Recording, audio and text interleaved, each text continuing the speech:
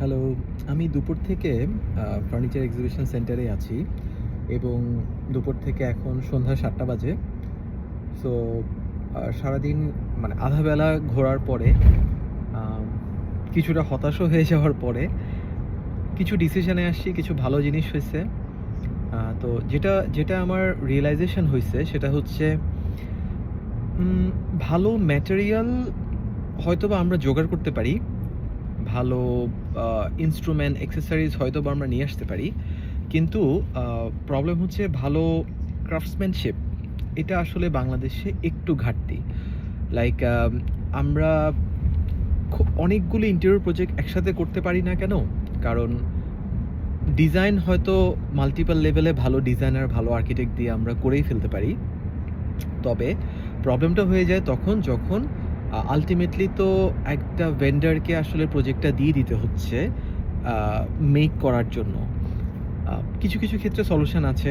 যেমন ধরেন আমরা যদি কিচেন সেটআপ করি তাহলে কিচেন ডিজাইন আমাদের থাকছে বাট প্রচুর প্রফেশনালস আছে যারা খুব প্রফেশনাল ভাবেই আ ডিজাইন করে। মানে প্রফেশনাল ভাবেই যারা হচ্ছে কিচেনটাকে মেক করবে।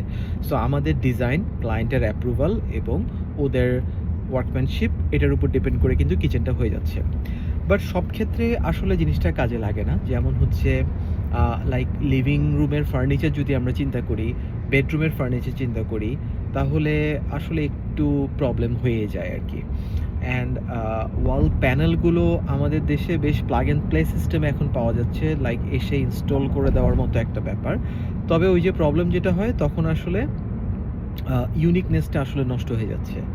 সো ওভারঅল আমি আজকে তো মাত্র আধা বেলা আমি ঘুরলাম। সো এখনও এক্সপ্লোর করার অনেকটুকুই বাকি। তবে অনেকগুলো দোকানে ঘোরার পরে অনেকগুলো ফিনিশ, অনেকগুলো ম্যাটেরিয়ালস দেখার পরে আমার কাছে যেটা মনে হইছে সেটা হচ্ছে we need some a more expertise from expert guys. So ডিজাইনের দিক থেকে আসলে প্রবলেম নাই। ক্লায়েন্ট কমিউনিকেশন, ডিজাইন আমরা সলভ করতে পারতেছি আমাদের দেশের জন্য। তবে ক্রাফটসম্যানশিপটা যদি দেশের বাইরের থেকেও কিছুটা করানো যেতে পারে তাহলে আসলে বেশ ভালো। লাইক একটা ডাইনিং টেবিল সেটআপ, এটা যদি দেশের বাইরের থেকে সেটআপ হয়ে আসে, কিছু ক্ষেত্রে হয়তোবা কস্টিং বেশি পড়বে, বাট এটার ক্ষেত্রে আসলে রিস্ক নেওয়া যেতে পারে। কারণ একটা ডাইনিং টেবিলের তো আসলে বারবার চেঞ্জ করার দরকার পড়ে না। আমরা সাধারণত যেই মার্বেল টপ হোক বা খুব প্রিমিয়াম কোনো ম্যাটেরিয়াল দিয়ে যদি একটা ডাইনিং টেবিল সেটআপ করি, অর একটা বেড সেটআপ করি, অথবা আমরা যদি একটা গার্ডেনের এরিয়ার জন্য কোনো ফার্নিচার সেটআপ করি, আউটডোর ফার্নিচার সেটআপ করি।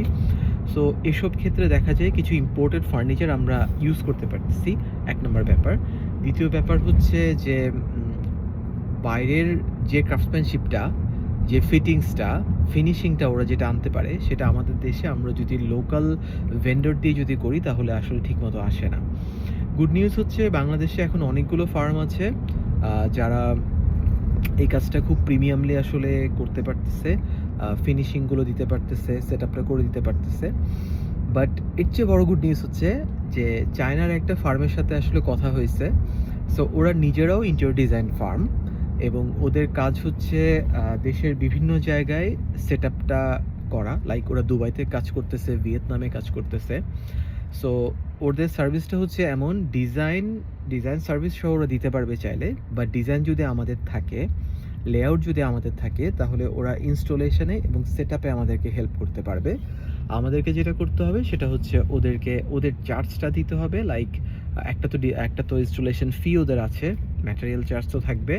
এর সাথে হচ্ছে ট্রান্সপোর্ট অ্যান্ড মিল অ্যান্ড যতদিন থাকবে কাজ শেষ হওয়া পর্যন্ত ততদিন পর্যন্ত হয়তো অ্যাকোমোডেশন ফিটা আসলে পে করতে হবে। So it was a good meeting যে এই কোম্পানিটার সাথে কথা হওয়া এবং বাংলাদেশে আমরা যদি বাইরের ফিনিশিং গুলো যদি আনতে পারি আসলে, তাহলে আসলে দেশে কিছু আ ভালো ডিজাইনগুলো যেগুলো আসলে হতে ক্রাফটসম্যানশিপের অভাবে আমরা ভালো ডিজাইনগুলো আসলে করতে পারি না, সেই ডিজাইনগুলো ফাইনালি আমরা আসলে করতে পারবো।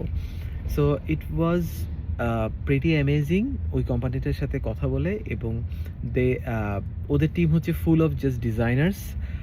আর্কিটেক্ট নাই ওদের টিমে, বাট ওরা বলল যে আর্কিটেক্ট ম্যানেজ করে দিতে পারবে, যেটা আমাদের আসলে দরকার নাই because we have architects. So আমি আমি ঠিক জানি না ডেমো প্রজেক্টটা কিভাবে ট্রাই করা যেতে পারে। হয়তোবা পার্সোনাল কোনো একটা ইনভেস্টমেন্ট হতে পারে যে একটা ডেমো প্রজেক্ট আমরা ওদেরকে দিয়ে করালাম।